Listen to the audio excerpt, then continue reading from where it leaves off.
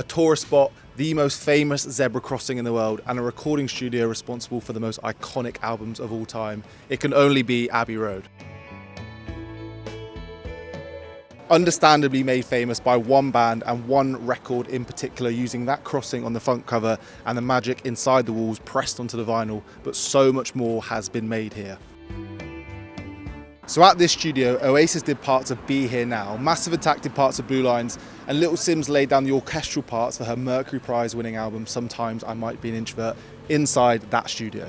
But did you know it is actually one of Abbey Road's most famous songs by the most famous band that has a lesser known theory about its meaning? Internet commentator Connie McLean has identified a theory about Come Together by the Beatles that has pretty much been staring us in the face the whole time. And the theory goes that with each new verse, Lennon is singing about each individual Beatle, abstractly describing them and their personality. So with that theory, it makes the opening verse about Ringo Starr, the band's lovable and chirpy drummer. The opening lyrics read, "Here come old flat top, he come grooving up slowly." And so that line there is a clear reference to Ringo Starr's rhythmic responsibility in the band.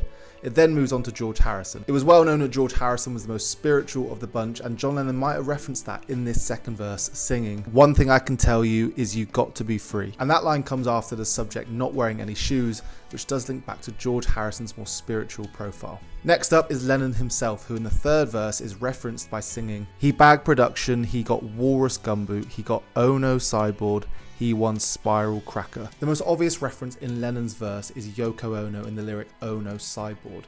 But is Walrus Gumboot a reference to Lennon's irreverent songwriting, most shown in the song I Am the Walrus? So McCartney's verse is one of the most arbitrary of the bunch.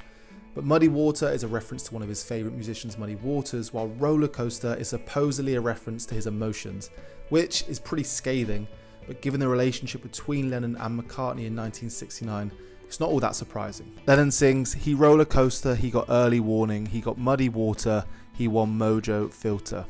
Okay, maybe to you this all seems a little bit too arbitrary and far-fetched, but were the Beatles actually to write a song about themselves, it would never be as direct as we think. But these verses, combined with the chorus line with a band yell come together, give it some validity and just go further into making this song one of the most iconic Abbey Road songs of all time.